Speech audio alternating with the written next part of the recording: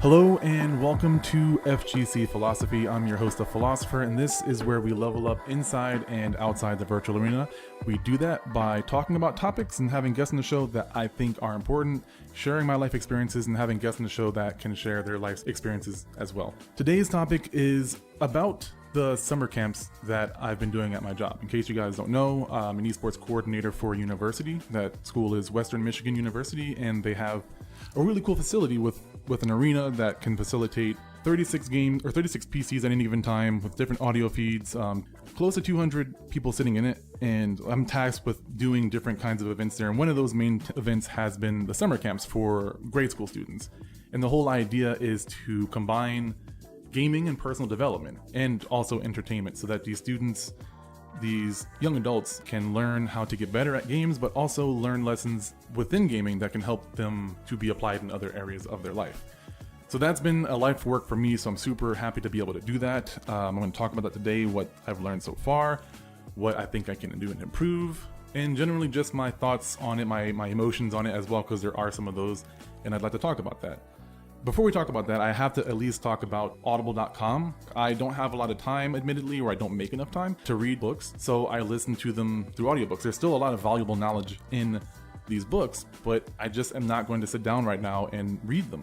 So I still want that knowledge, I still want to get it, and I don't want to make too much more time for it. So I listen to audiobooks when I work out, when I'm mowing the lawn, when I'm commuting to longer drives, just so that I can get as much knowledge as possible.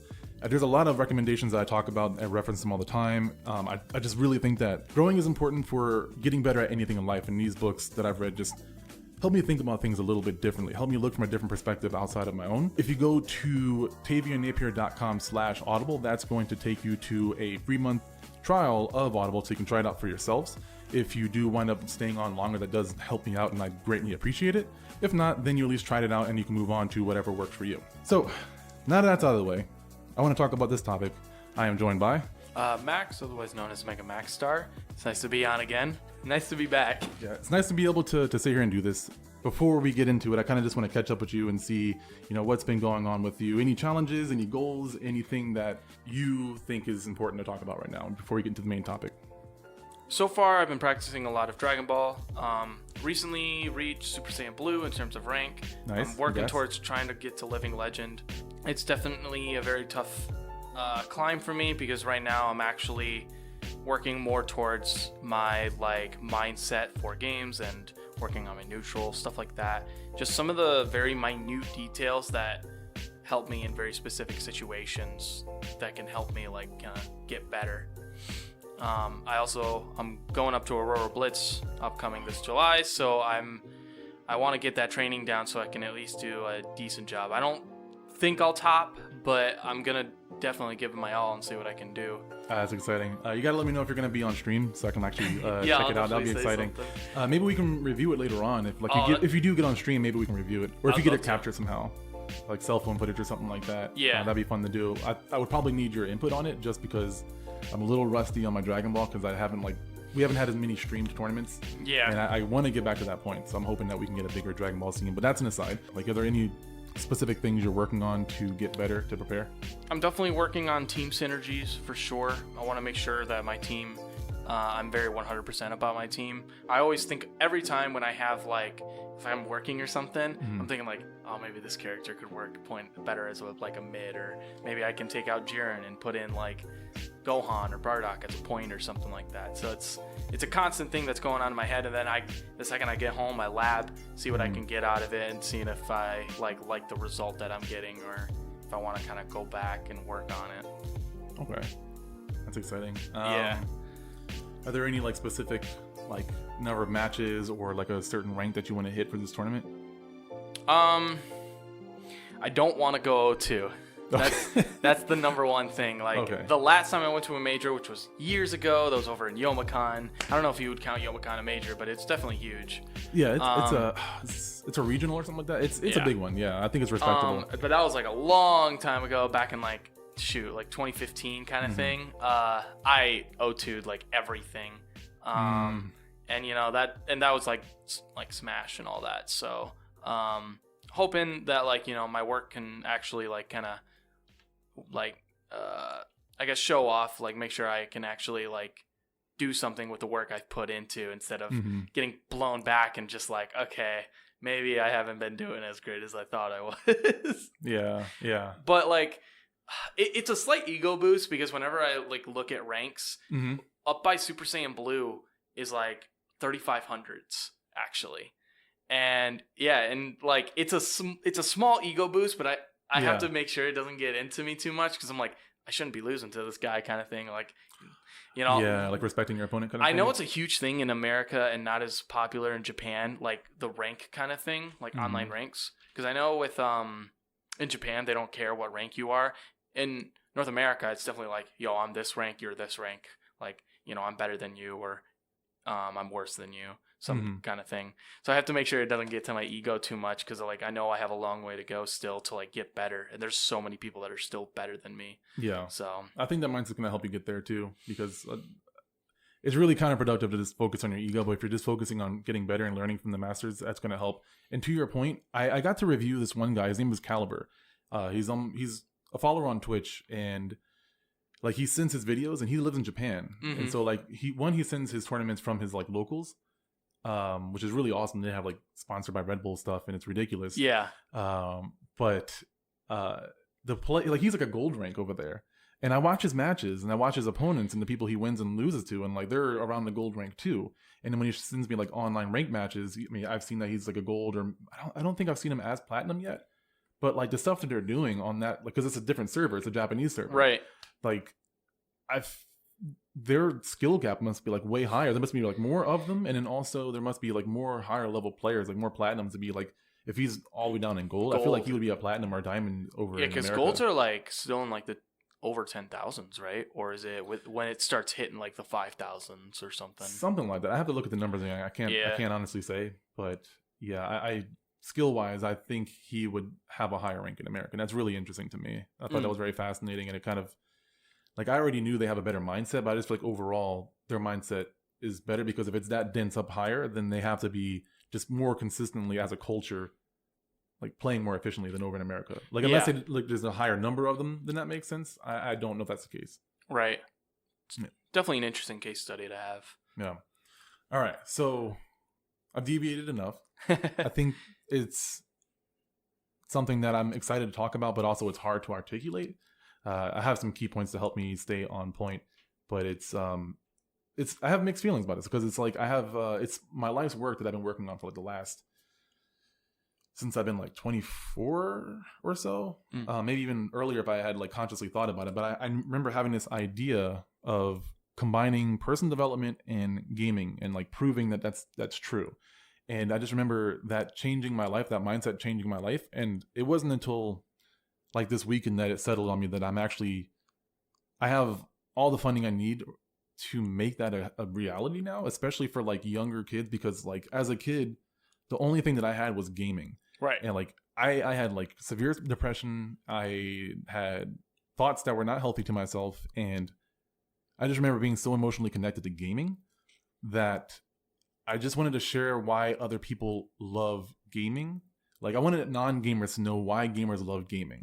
Like they just don't get it. Like some people understand it, but a lot of people who like are like the hardcore gamers, that is just part of their life. They travel for tournaments to like go play video games with other people. Like it's not part of their culture, and that's fine. Yeah. But I want to share that with them and help gamers use like to be realistic and to be unbiased. A lot of gamers do not live healthy lives. No. And a lot of them just don't know how to live healthy lives. And when I say healthy, I don't just mean like just how you eat. I mean mentally as well, or even like spiritually. If you're a spiritual kind of person, if you're not, then like it doesn't apply to you. But if you're trying to be a more productive person in society, there's things you can learn from gaming. There's a lot of gamers who live vicariously through gaming, and they have goals that don't apply to gaming, but they don't do it because they're either afraid, or they're in a mindset where they just don't think that they're able to do it, and they've convinced themselves of that. And it's frustrating to see all this untapped potential in my fellow gamers that they could be doing amazing things outside of gaming. Like I want to be healthy. I want to study martial arts. I want to do like marathons, biking marathons and stuff like that. And I'm working towards those things, but there's a lot of people who just aren't even trying to work towards them. And it starts early. That's a habit that develops over time, and then it's never really cultivated because non-gaming parents don't understand gamers, and they don't know how to bring that out of them because they just aren't well enough equipped to even attempt to understand them. To be at the point now where I'm at, where I can talk to, I had a conversation today with a parent, and she was willing to learn as much as she could to help understand her son and do what was best for him. There's a good chance that you can learn something and build a better relationship with your child, and also understand their loving for games and make that part of their life in a productive way. You don't really hear that, and it was really cool for me to be able to get to this point to where I at least know enough to share my knowledge and help them build that relationship. It's a feeling I cannot describe, but I also feel like I have not been working hard enough, and I could be doing so much more. And I feel like some people might take that in a very condescending way, or like think that sounds arrogant, and I don't mean it that way.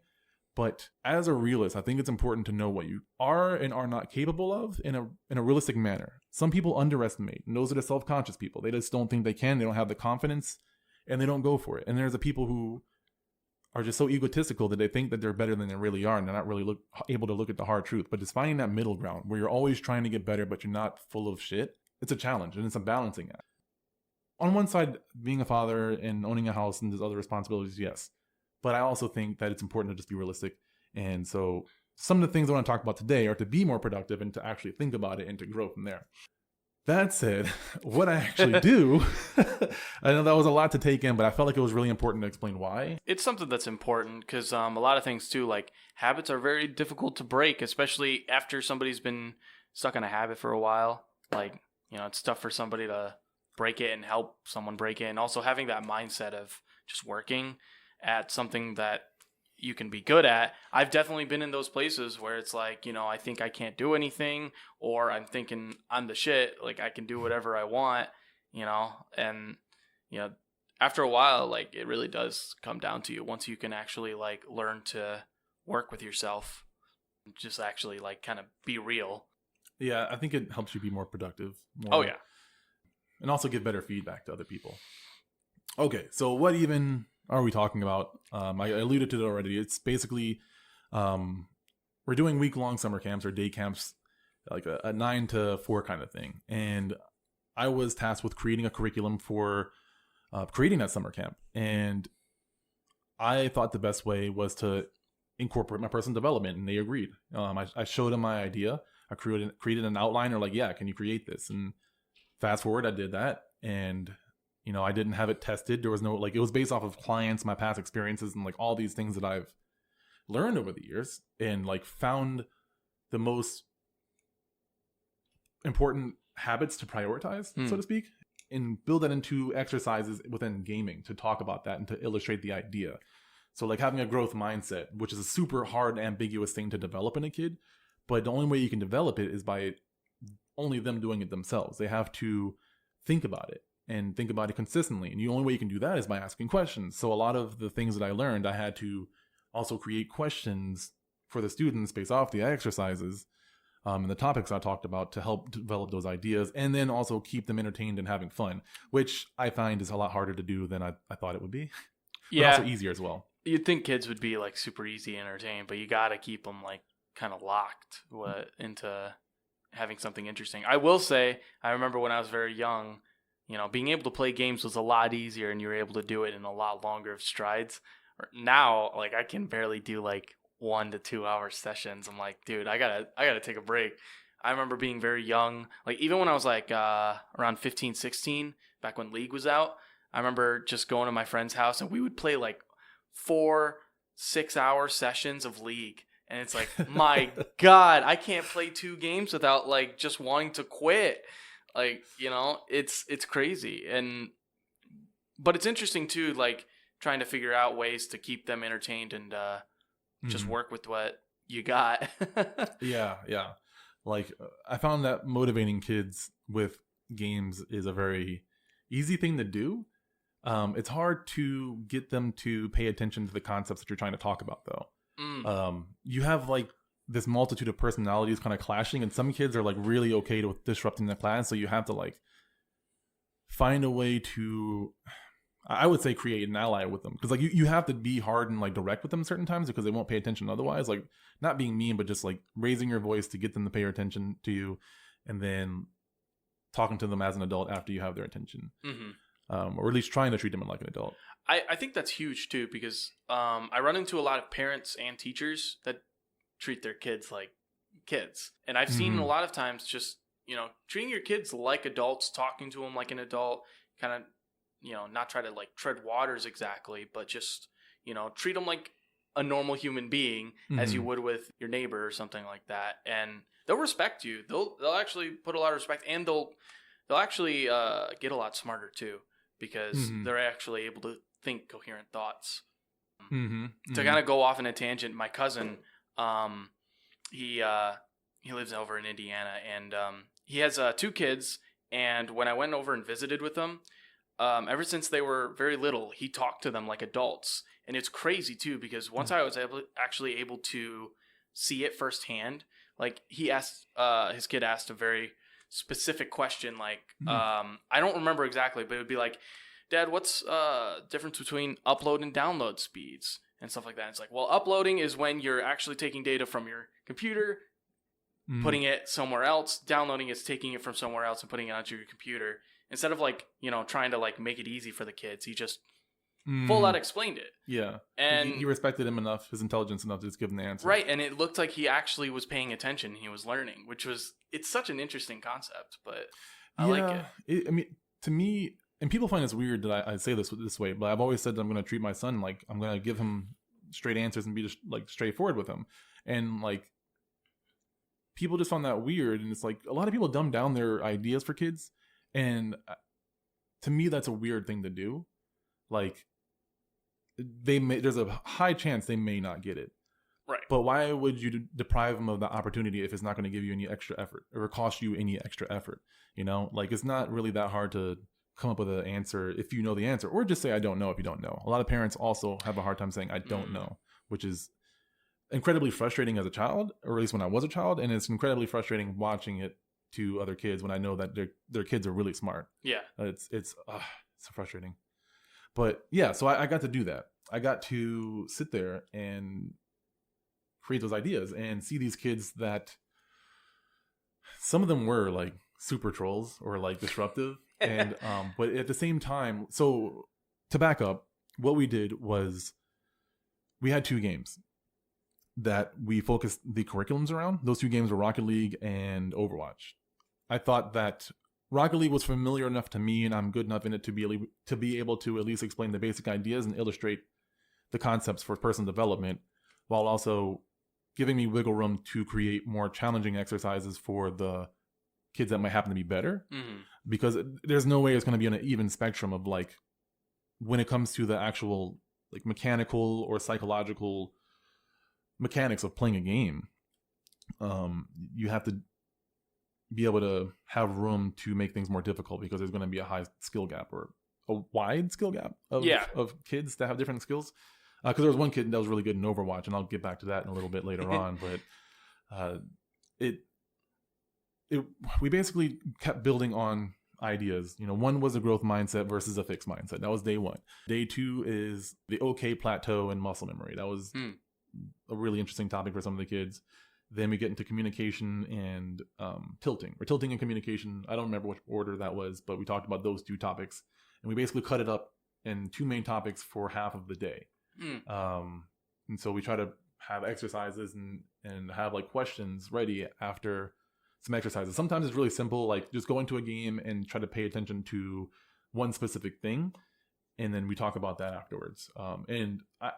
It was very broad. The first week was definitely very broad, but now I think after learning a lot, we're able to even make it more specific and get better answers out of these kids. Day 4 was basically just a review day. And then day 5 was like the esports day, the esports experience, where we put them into teams and have them like do the full presentation. They walk on the stage. They say they have cards with their gamer tag images. They sit at the computers and stream for their parents or their friends, whoever comes. And the parents get to spectate them competing, and they play in like kind of an exhibition first to whatever. And that just is the last of the day, and so afterwards, and if we have time, the parents come on stage and kind of try some of the games out if they haven't done it before, and play with their kids. Hopefully, some of the parents actually played games with their kids. I think that esport experience as a kid, that would have been so cool for that to happen. Yeah. Like I think that part specifically is huge, because then it's like, dude, that'd be awesome if I was like, in that situation, like actually, and even then, like, small things like that actually like really grow on a kid, and it's cool. So you just gave me a good marketing idea that I'll share with you, because I have to talk to my marketing team, and you're going to help me remember it. So, the way we marketed it, and I don't think it was wrong, but we marketed it towards parents, and we only showed days 1 through 4 basically, and we never really advertised the day 5. I feel like we should do the opposite for kids. Advertise the day 5. Yeah, the day 5 esports experience. Because that's what kids want to look forward to. They're like, when do we get to do that? But they might get too antsy about it. Honestly, it's like, when but that's can going we to be do their it? motivation to actually act right, because then like if they if bad, you guys aren't doing good, they can be like, you're not going to go on stage. Because like what's the sports version of like being in timeout?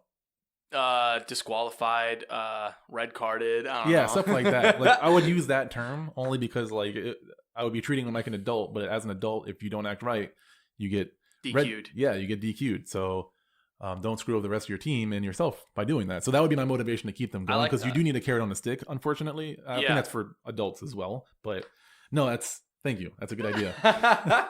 It's cool though. For sure. I like the idea. And I think the one thing too, actually one quick question. Yeah. What is the age range around that you're teaching the kids? That's a good question. So it is, we did a grade range because we didn't want to set a hard number. We wanted to give some wiggle room because of maturity levels. Right. So it's, I believe, 5th through 8th grade, and then 9th through 12th grade. We haven't done the 9th through 12th yet. That's in like 3 weeks. Yeah, it's going to be very interesting. It's actually a lot lower, and I think it's because of that reason, because of the marketing tactic. Yeah. Because like the next one that we have coming next week is like full up, and that's 24 students. We didn't want to do more than 24 just because that's more staffing. Yeah. And you got only like decent amount of staff to work right with. And only those certain amount of people like know what they're doing. Exactly. It's tough. Yep. With gaming specifically too, it's not like, teaching soccer or something like that. Even though like that is still somewhat difficult to teach kids at a young age. It's just like gaming is this whole other plethora of like different things that goes on. Yeah. So it's tough for sure. Yeah. But it's exciting to be on this side of the kids where it's like, this is something to look forward to. I could see kids coming in and then want to do it the next year for sure. Like, I can't wait for that to happen. We got like, oh man, like I was nervous as hell. I'll be honest. Oh dude. yeah. I was like, oh my God, like this is my life's work. I was in work mode though. Like I was emotionally numb for like the last 2 to 3 months because I was working on this, and like I had to like because I was a dad, I had like this added pressure of like I can't screw this up. I have to get this right. Like, and that motivated me to get to this point. And I still like my bosses are all happy and pleased with it. So that's great. Is a relief as well. And that was only the first week, and that was like not even as many students as this next one. So we learned a lot, and we talked about some stuff, and we're gonna make it better. But yeah, it's pretty awesome right now. Like I'm nervous still because I still have more work to do. I'm always going to be like that. Nervousness keeps me motivated. But yeah, I think what was smart of you guys to choose too is team-based games for sure. I think that's huge, and Rocket League is a great one because it's easy to start, easy to like just figure out from just a base point. And then like, of course, it's a lot more advanced once you get more into it, but it's a really good starter game for sure for a lot of people kind of want to get into that mindset. And I like Overwatch too because it's a team game. There's a lot of like, unique choices that you can go for as heroes, and people can kind of get attached to what they want. And then also it works on communication. Communication is so huge, like out of game and like in game. Like it makes it easier to actually communicate what you want, how you want some things. Like, like, hey, I have this widow attacking me. I need help, like stuff like that, and it's interesting. I like the idea of getting into Overwatch and kids actually really liking just that whole team aspect because, oh man, I wish I remembered, but I remember I watched, oh shoot, I'm trying to remember the channel name. You did an interview. Is it eScore? No, it's, Corey? They did I remember a while back I watched a video about like, you know, team-based gameplay and how it works in terms of, growing as a person and actually having like huge improvements in terms of like how much better you're working as a like person and how much better you're working as a player. It's actually amazing. That awareness, like, because I love other games other than just fighting games, and I like following other competitive games, but all the other ones except for fighting games are team-based games. And one thing I quickly learned is that like the best players, like, they skyrocket because they have a good team to grow with. Mm-hmm. I think that's still doable, and this is kind of an aside, but I think it's doable within the FGC as well. Like, which is why I wanted to build my own community and like kind of instill some personal development stuff in there so that like people have a mindset of getting better. Because I think that some FGCs could use some of that, basically. Like if they kind of just, they don't have to build teams and have team games, but just the mentality of it. Yeah. It's kind of even as a spectator, though, it's usually more exciting watching teams. Mm-hmm. Honestly, it's nice. But it's interesting too because, you know, it's hard in terms of one-on-one games. Like, that's a completely different subject in terms of teaching kids. But I think maybe some point down the road, it might be something that, like, maybe in terms of a case-by-case study, kind of working towards somebody's like personal mindset and keeping themselves motivated in terms of just having as a one-on-one game, but maybe even still adding a team aspect to it, kind of like Team Tekken, Best of Ones, or you know, I remember Third Strike. That's like my favorite kind of Third Strike when they do teams with Best of Ones. Yeah, those are so cool. Yeah, but it's tough because again, it's a one-on-one game, so it's harder to actually teach somebody something. But to kind of play devil's advocate, I do think that by having those teams, if you can get to the point where you have team matches, it encourages you as a player to help your other players get better. Yeah, because you're like, I can't let my team down. I can't lose. That is why I love the E-League, or not E-League, the Street Fighter League. I think I've talked about that a couple times. That is why I love it, because like they all want to win and get that money. Like, that's their motivation. But in order to do that, they have to make sure other players are carrying their weight. Keep their morale. Yep, exactly. So you have to like, and you get to see who is a good team player and who it really is kind of a shitty person based off of like how they get their team motivated. So like that's why they have the team leaders, I think, you know, to kind of build that dynamic, and they need to lead them not as just a player, but like, you know, mentally as well. Right. So I love it for that reason, because of the fact that they're invested, and you're going to see these players get better each time they play each other, and they're going to go back and play each other again, and you see the upsets of like, oh, now this team got so good they beat Punk's team. Right. I've seen that happen where some people lost the first time, or they like Punk was like undefeated for like first 5 matches, and then one team finally like toppled them, and then I think another team had a rematch against them and beat them, perhaps. But yeah, team games they're fun. They are. They're like, as a spectator and as a player, it's a lot more fun playing as a team. Mm-hmm. Like, you suffer your losses together, but you also celebrate your wins as well. And you know, I'm quoting something I heard from Corey, where it's like, going home after a win and drinking by yourself is no fun, but going home as a team and drinking together, now that's more fun. That's something to look forward to, you know? Obviously not kids, but the idea still goes, it's like, you know, we're celebrating as a team and it's fun. But definitely working on one-on-one games, I don't know if that'll ever happen, but it's something maybe to look forward to in the future. But the problem is, it's like, what game would you choose as a one-on-one game for a possibility? Yeah, I mean, right now it's Street Fighter League. They're the only ones doing it on a big scale. Yeah, Tekken's possible too, but Tekken would be pretty hype. With kids, you probably can't do Sam Show, but yeah, I mean, unfortunately, Sam Show might not, like, in a broader sense, like not thinking about like, you know, the age. Sam Show might be a really good game to learn because it teaches you about neutral like really well. Where it's like, you know, you got to be careful. You got to watch what you're doing, and any mistake that you do can be like super hard whiff punished. Are there no big combos in that? No, the game's super neutral. Oh, really? Yeah, no. You'll have to look. If you legit look, like, supers do 75% health damage. Like, no joke. And on whiff, like, almost kill you. So, like, the whole point of it is if you whiff a move, your opponent can punish you. And, like, they'll punish you hard. Yeah. Oh, man, that's actually really appealing to me now. Because that's how I play most fighting. Like, Dragon Ball Fighter is a good example. I have basic combos, and I can, like, do decently in a scuffle. But, like, I don't have any high damage output. Yeah. Because I just don't have the discipline to learn those combos. I have not created the discipline to learn those combos. And in the Switch, I'm really awful at neutral, but I practice really hard on my combos and other things to, like, kind of make up for my awful neutral. When you get it, let me know. I'll try it out with you. Yeah, no, it's coming out this Tuesday, so we'll probably try it out this Thursday. You can just bring it Thursday? Yeah. Oh, okay. I plan on it, because it's going to be a lot of fun. I was watching a lot of footage. I think it was from Evo, and literally, like, I was watching, I can't remember any of the character names, but the main, like, character who's the flagship character, somebody, like, whiffed a hard button, and they did a hard button. He did 50% of health over one button. Like, it's like, oh my god, yeah, that's insane.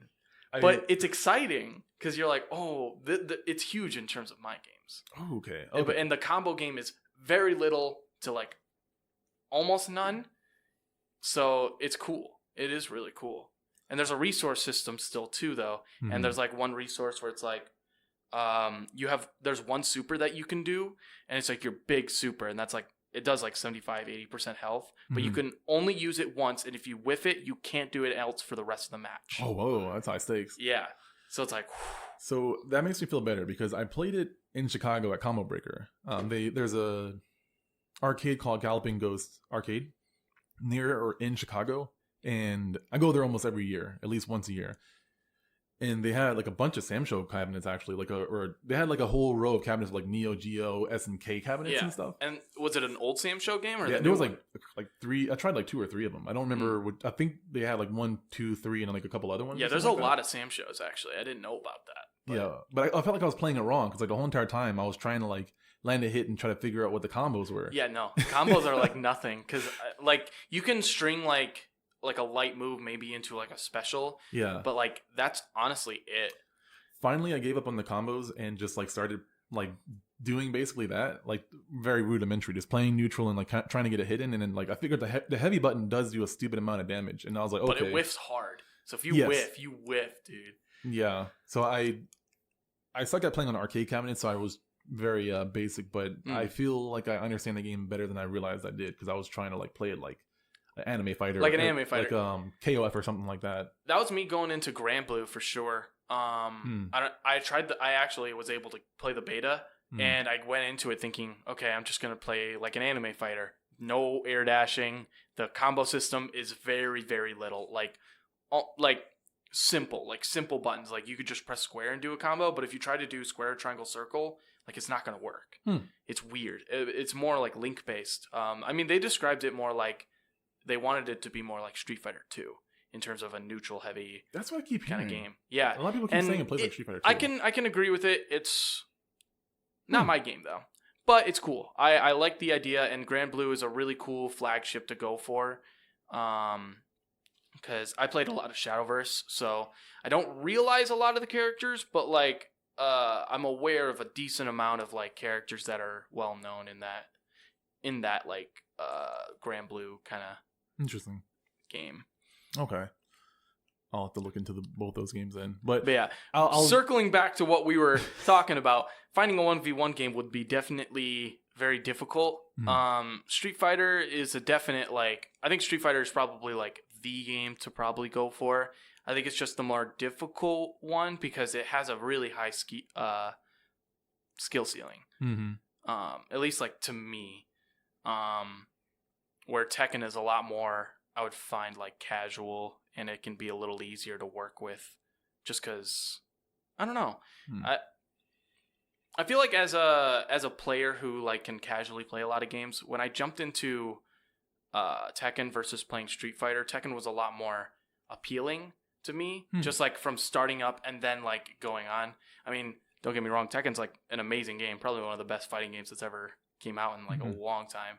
But then jumping into Street Fighter, and it's like, okay, I have a lot of things that I need to learn, and it's like, okay, I need to learn frames, I need to learn what can link, stuff like that, special cancels and all that kind of stuff. It's tough, but it's definitely something you got a whole year to work about it. Yeah. So. This is a huge aside, but I kind of want to close it off with a question of: would you be open to trying out a regimen that I create to help you get better at Street Fighter? I'd be down. Okay, because I've always had a theory, and I haven't like fully exercised it yet, but like learning specific things in Street Fighter. I think so. Have you heard of the 80-20 or the Pareto principle? Mm-mm. So it's basically like 20% of the work gets 80% of the results, whereas 80% of the work usually gets you 20% because you're not prioritizing. I'm not explaining it to its fullest capability, but that's essentially what I think they call Pareto's principle, where the minority of work gets you the majority of like output, so to speak. So I think that practicing certain skills will get you to like playing on a certain like rank. Gotcha. And prioritizing those into the point where they're muscle memory makes a lot of the other shit that you have to learn irrelevant, so to speak, or unnecessary to learn those things specifically because you already have skills built on those. Right. So I need to try that out. I've always wanted to do it on myself, but I'm right now basically like fresh. I mean, I've watched the game as a spectator, but I don't like fully understand the game. Mm-hmm. But I feel like from our casual matches that we played, I feel like I do at least a somewhat decent job at neutral, like trying to, get block strings down. I remember I actually guard broke you once, and I was like, I'm actually surprised I did that. Mm-hmm. I was like, oh, this is what it'll go for. But I'd definitely like to give it a shot because, I'd like to see what my capabilities are, even just as a player. Because really, like, most of my time that I've put into as a game is Dragon Ball and Smash, but I've practiced way more Dragon Ball than I think I have Smash. So. I can believe that. Yeah, you play a lot of Dragon Ball, so that's. Oh yeah, I mean, it was my favorite anime growing up. So, and it was like once that game like got announced, I was like, this is it. This is the game that I will put like my time into, and damn it, I did. All right, so I just want to cycle back to the camps. Yeah. Also, it's kind of another side note. I think Smash might be the most possible Smash game is to actually do with the esports camps. You know what? I didn't even think about Smash, and even though I know it, Smash might be really good to go for. The only issue with it being like, obviously making like the competitive rule set, which is very different from casual Smash. No items, specific stages. It's weird, but you can teach them like neutral's pretty heavy with Smash, and also like kind of playing mind games too, and even team play too. Team play, you can do 2v2s. Yep. That's actually that'll help with the tilting. Not a bad idea. It's a fighting game that's also can be group based. Yes. I know there are some people that also do 3v3s, but that's a mess. You can do 3v3s. You can do 3v3s, and it's weird. I've watched the matches back with like Smash 4, and it's like, this game is weird. That would help you get better at 2v2s. 3v3s? If you can play a 3v3 efficiently without TKing, team killing, then you can play a 2v2 without team killing, right? That's true. Yeah, no, you can. It's just some stages are actually you can't play them though. There are some stages you can't play, and there are some stages that you more than likely should play, like playing as a 3v3. Like there are some very small stages that is normal on a 2v2 and a 1v1, but once it comes to 3v3, you're like, this is way too small. That's a good point. I'm trying to think of like a stage specifically. Like Battlefield would be hard with Battlefield is really awful. I think Pokemon Stadium 2 though it's the largest in terms of like the stage, so it might be like a good one. Town and City's possible too. Like there's a decent amount of possibilities. There's some other like random maps that are actually on there too. There's like this one Mario map that's like just this close to being like legal. But it's just slightly too large. The Mushroom Kingdom? I think it is. It's based on the Wii game, I believe. I don't remember. But it's not too bad of a stage. It's just really big. So if you play it in a 3v3, it's definitely like a possibility. But interesting. Definitely something to work for in team games. And Smash is such an easy game to jump into as a kid, too. I mean... It's easy to practice repetition very quickly, too. And it's not very combo heavy. So... Yep. Yeah. It's more like reads... techs, Mm-hmm. I don't know. I mean, kind of give them like a general like overview of like different genres of games, because like you'd have your shooter, you would have your like fighting game. Like obviously Smash, some people don't think it's a fighting game. It's a fighting game. I think it's a fighting game. I think you can learn a lot of stuff from Smash Brothers. Oh yeah, it's a platform that apply fighter. to other fighting games. Like there's going to be different ways of doing it, but I think neutral is a thing that applies to almost any fighting game, every single fighting game. Oh yeah. Like defense and mind games apply to any fighting game. That applies to Smash as well. There's a lot of mind games in Smash, and it's respectable. So, I think that you'd have those two covered, and then Rocket League's kind of the fun, weird one. Yeah, it's a sports game because you get to practice like rotations and stuff like that, but it's mainly like an arcade. It's I weird. don't know what I would call that. It's such a weird like mix up of a genre. Game. Yeah, I wouldn't consider it either, but like it's like in terms of a competitive game, it's pretty nice. It's very interesting because it's actually like you would think it's more like single player based, but it's a lot more team based than like some people would think. Yeah, so there's way more teamwork because the students thought this. The students thought the games were really basic until I showed them high level play after they learned how to play the game. Yeah.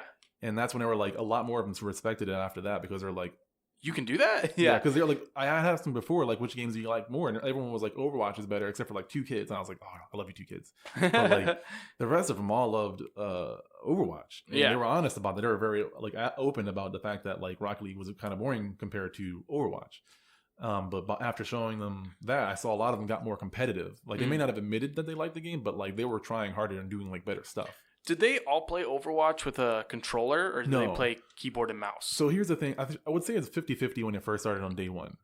We made sure to not force them, but encourage them to use a mouse if they wanted to play on a high level. Gotcha. Let them play what they're comfortable with, but PC and mouse usually is almost always a better option, except for Rocket League. But by day 5, I would say about 70% of them were using mice. That's good. Yeah. And they were playing very well, mind you. Like they were doing some good stuff. That's good. They were using like, do you play Overwatch at all? Yeah. So they were using like team strategies that I don't even see in ranked yet. And they were doing it fairly well. That's cool. They didn't have some mechanical skills. There were some players that weren't that accurate, but like they were doing and being where they were supposed to be. Yeah. Like they were doing the like 2-2-2 comps and the oh, that's cool. They did the bunker with like Bastion and Reinhardt. Or Reinhardt. And they did like Nano Blade with Ana and Genji. That's cool. They were doing all that kind of stuff. They were doing synergies. Goats, dude. Go all tanks. Oh my gosh. Yeah. So like seeing them on day 5, playing in front of their parents and like using like communicating and like in days before they were like talking and acting up a storm and like making jokes and like trolling, memeing, stuff like that, because that's what kids do. That's what kids do. It's fun. But they stepped up when it came time to like play on the main stage. Right. And like they learned a lot of the things that they didn't, so a lot of them didn't like say it out loud, but they picked up these strategies and they learned to communicate with each other and they just focused on the goal. There wasn't any like complaining too much or anything like that or like tilting. Right. They were just playing as best as they could afterwards. A lot of them were kind of, bummed, the ones that lost. Yeah. But, like seeing them, and then like me and the other counselor were commentating the match. Yeah. So we got to like talk about it and explain the game to the parents while they were watching it and kind of like also talk about the camping experience a little bit. So it was a mix of feels seeing these kids like that's so cool. I love that. I love that so much. Yeah. I think there's just something that's so cool about just teaching specifically kids to like something. Man, I wish I could figure out like the words to describe it. But you gain a sense of accomplishment when you actually see them learn and use what you have taught them in a correct way, and them getting excited and happy about it. It's like, dude, that's awesome. I would say that feeling is pride. Yeah, that's it. Like, pride, accomplishment. Not the vain pride, but the actual like pride in something else or someone else. Yeah, it's for a reason other than yourself. Like you're proud of them because they're doing something to better themselves or like have gotten better. It's an amazing feeling. It makes me excited to be a dad. Yeah, I bet. Like I'm not even close to being a dad, but like it would make me excited too. I'm like, dude, I'm ready. Yeah, it's a great thing. It's a challenge, but I think it makes you a better person. And I think especially when you extend that to helping the mental development of like other kids as well, it's I think it can make you a better person for sure, because like it makes you want to do something not just because of yourself. Like a lot of people are skilled. A lot of these kids are smart and skilled, and they have a lot of potential, and they just don't have that one person that either believes in them or asks them the right question. And I'm not saying I'm going to be there for 100% of the kids, but at least one kid per camp gets some of the stuff that I'm talking about. You know, other people are capable of stuff like that, and just need some motivation. These kids can be that next person to help, you know, make somebody else a better person, somebody else's, multiple people. And they just need the right like mentor or catalyst to get there. Right. And a lot of those adults also need to get that. And I want to see more people doing that. Oh, like, yeah. And not just in gaming either, but whatever it is that their interest. Music can be another one. I think any skill or any craft can be personal development related. But yeah. About that. Did I ever tell you about the instrument zoo I did as a senior project?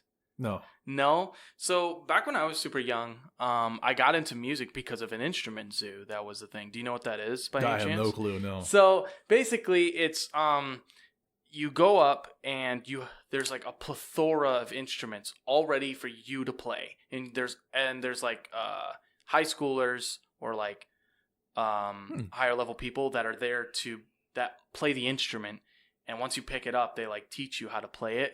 And really? you get like a little demo of how to play the instrument. You know, you try to play it, and as a kid, that was awesome. And that actually like was basically what made me like play music later on in my middle school and high school years. And it was probably one of my more cherished memories of all time. And I did that as my senior project, give back what I got.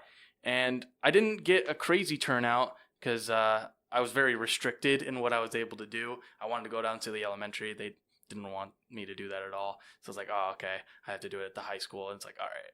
But I did get actually some people, and there were a lot of people that came up and they were interested, and they tried an instrument. They were excited.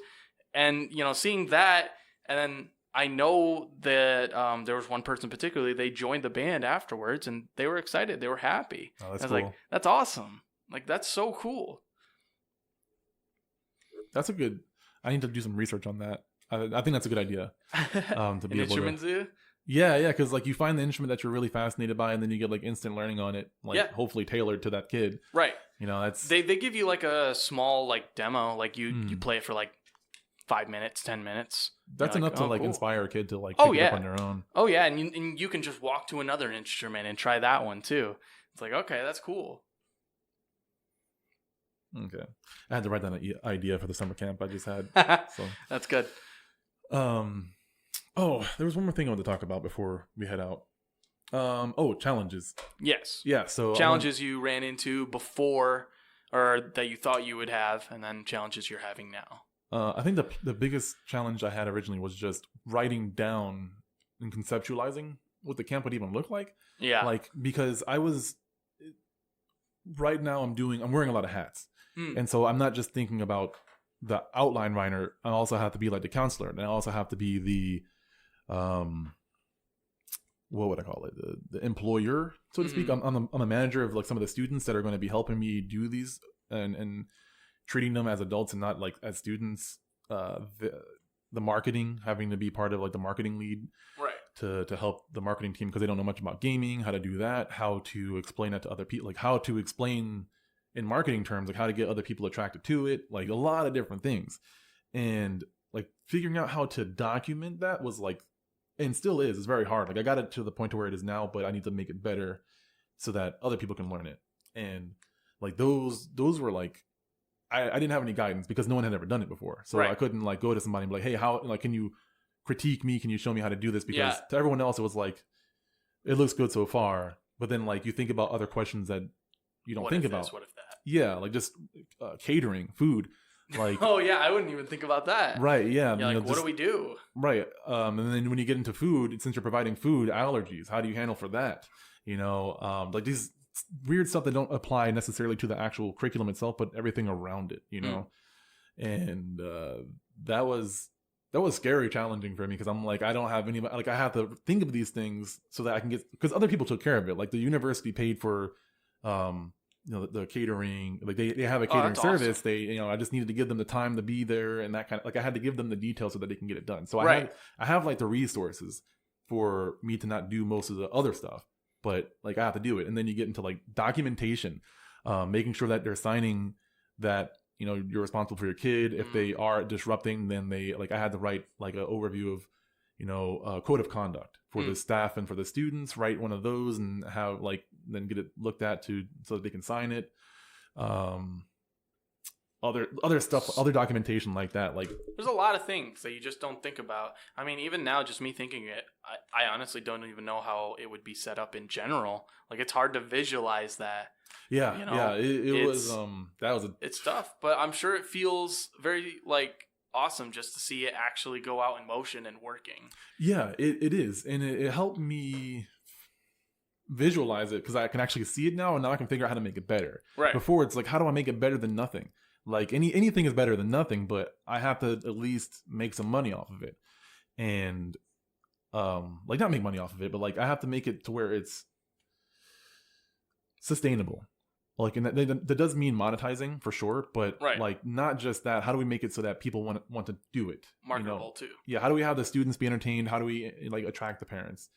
Like, again, no guidance for that kind of stuff. And yeah, that's tough, especially getting the parents into it. Yep. I know too many parents that are just, they lock it out. They're like, yeah, I don't care about my kids, or I don't want my only kids came across like, one of associated those. with that. Really? Only one. I had one person wanted a refund, and we like gladly did so because she thought it was just regular sports. And but like I talked to her about it because I had several phone calls and I just explained what it was about. I talked about combining person development and gaming and being there for 5 days, yada yada. And all of them were like, and again, me being self-conscious, I'm like, I hear that and I'm like, okay, whatever. But like they're just saying, oh, this sounds like a great idea. I'm really excited for this. Like, thank you very much. I'll sign up right now. And then I see their email and it goes through and I'm like, oh wow, okay, that's cool. Awesome. Then and there was that one lady and I explained to her and she was like, I still don't care. Like she wasn't even listening, and I'm like in no way offended. If it's not for them, it's not for them. Like, right. Not questioning their parenting abilities or anything like that. But yeah, like the way we marketed so far worked out. We just got to reach more people. That's good. I think we're especially running into a generation now where gaming is a little more normalized. And it's a lot easier to come around. I think like if this was like a decade ago, it'd be like a different story. Like I remember like, parents just being like, I'm not going to have my kids just, play games. Just, they want to go. I want my kid to go outside and play soccer. Yeah. But for me, like, especially me, like, I want my kid to also work on his mental, like, his mental exercises in terms of, working as a human being. Mm-hmm. And, of course, like, yeah, there's physical sports, like, those are important, like, too, in, like, some compassion. But I think mentally, like, working on games helps so much more mentally than it would, like, with physical sports. I think Minecraft helped mainstream that idea. That's probably not a too bad like guess. That would be a possibility. If there's one game that moms and dads know that are non-gamers, it's Minecraft. It's 100% Minecraft. Yeah, like that or a phone game. Yeah, but even then, Minecraft's on the phone, man. It is now. Oh my God. Kids play it on their phones, and I don't know a single kid that doesn't play Minecraft. I mean, I grew up with Minecraft. My younger brother, that was like his go-to game for like the longest time, and it's crazy to think about that now. And kids just play it, and it's cool too, though, because it engages a lot of creativity in kids. It's our Legos. I'm getting ideas. I'm getting ideas for the summer camp again. Like that's not like team dynamics, but I think creativity. I have to look into that. Yes. Man, I'm just gonna bring a notepad every time we talk. Right. So, yeah, I do think I think that is a good thing because it's weird now because I worked at GameStop for 6 years and seeing parents like a lot of them were against gaming, but now a lot of them kind of like understand that there is some benefits to it at least, or are like more maybe because it's a good babysitter as well. I mean, 100%. I'm sure that's part of it. But yeah, it is kind of interesting. Like I hadn't thought about it until you asked me, but there were a lot of parents who were really open to it, and that's saying a lot about the world of gaming. Yeah, it's nice. It is really nice because I mean I don't know exactly what the viewpoint were for parents, but I mean I know it was like anybody who watched the news, you know, video games was like an enemy. Like it's like, you know, all of these awful things that are happening, video games. These kids were video gamers, you know? And it's like, no, that's not it. That's not it at all. Yeah. And I don't know why. Maybe it was because it was something that's so easy to attack. But it is. I think that's what like had the last generation of parents kind of scared about video games or not like too much about it. But now like we realize how much normalized it is, how fun it is for a lot of kids, and what it can do in terms of, you know, working on even like making friends. Like making friends is actually like huge in terms of like gaming, because you know it's different now because any kid can boot up Minecraft and play on a public server, and they can just run across like a stranger, talk to them, maybe get friends with them. I mean, it's an interesting idea that goes on. Yeah, I had this conversation actually today with a mom because she knows that she talks to people online, but she made a statement of something similar to not having a lot of friends. And I explained to her that some of my best friends I've never met in person. They're through gaming, like brothers, like people that I consider like a brother to me, and open to the idea of it too. Like wasn't like immediately appalled, just like surprised and curious, right? You know, so it does say that there are more parents like that are non-gamers willing to at least learn. It's kind of weird. One interesting thing for me too is all of my close friends that I've had, and like my current roommates right now, who are my closest friends in the world, I got like close to them because of gaming. We played League. That was our link game, where all of us played League of Legends, and all of us would just, you know, get together and play League as like groups, and that's how we bonded. That's how we started to bond. You know, we started playing together because of League, and then we all started like just, you know, doing a bunch of other stuff because we were already friends with League. It's crazy to think about that. And it's an interesting life story that I have, like just way back from my high school days. That's like, you know, what's turned me into now. It's cool, and I look forward to like how it's gonna evolve from now, like for kids, because it's completely different. Yeah, man, I think now is the best time more than ever to like for me to be doing something like this too. Like I hope to the high heavens that like this can propel me forward, and like I can actually be part of that, what we're talking about, you right know? Man, I know we're talking about Minecraft, but this like to get back to the summer camps, to make this relevant to the summer camps, I think this is becoming more and more of a regular thing. Right. And I think person development is becoming more of a regular thing too. Like it's getting more mainstream. Like some of these kids knew terms that their parents didn't know, like growth mindset and fixed mindset. They already knew what it was. And like a good handful of them like already knew because they learned it in school. And I'm like, what the heck are you kids learning in school? That's crazy. I'd never learned that. I had to learn that myself just like same years here. ago. Like I read it in a book. I'm like, I'm like, what is this? Also, shameless plug, a good book, Mindset, the New Idea to Success, I believe it's called, by Carol Dweck. Like she's the one that coined that term, and she talks about the growth mindset, fixed mindset. Like it's a interesting book that I have like two other books that I read referenced it, and I'm like, okay, I'm finally gonna read this book. I know it's about psychology, it's probably gonna be boring. I finally listened to it, and I'm like, oh, okay, she makes some really good illustrations or alliterations to convey her ideas. Super good. But yeah, so some of these kids are getting more and more equipped, but they just don't know, they don't have the foundation to like build those skills yet, right, in public school, because they're not using the gaming in there yet. Hopefully they don't, because that means that I'll be in business longer, but right. But yeah, hopefully there's gonna be a lot of kids that are gonna be good gamers and also good people. Right. I'm sure. I'm definitely sure, because from what you're talking about, it seems like they have a very positive experience and they're actually getting a really good outlook out of it. So yeah.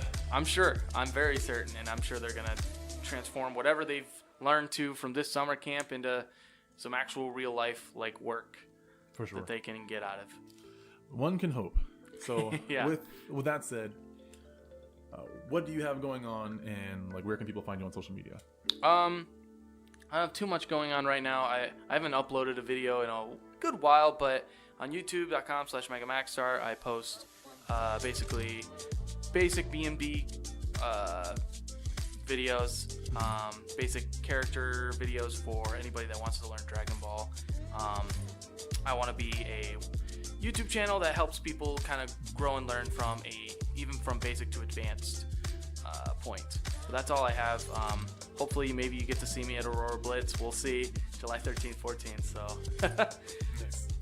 Okay, and of course I'm the Philosopher. Thank you guys so much for listening to this. I know it's been a little bit since I've uploaded, but I hope you guys appreciated this topic. This was a very personal one, and I just want to get back into the groove of doing this more consistently. So working on that. Of course, as always, you can find me on twitter.com/thephilosopher. I believe it is on Twitter. I lost my train of thought there. youtube.com/philosopher as well. And then you can find me on Facebook, tvnaper.com. Hit me up if you have any questions. Feel free to reach out to me. I've been talking to a lot of people one-on-one rather than doing the podcast and just kind of sharing ideas that way and just practicing my coaching skills and keeping that relevant. So feel free to reach out to me if you need some coaching. I'm not going to charge right now. I'm just working on my craft, so to speak. So thank you guys so much. And as always, I will see you all in the next one.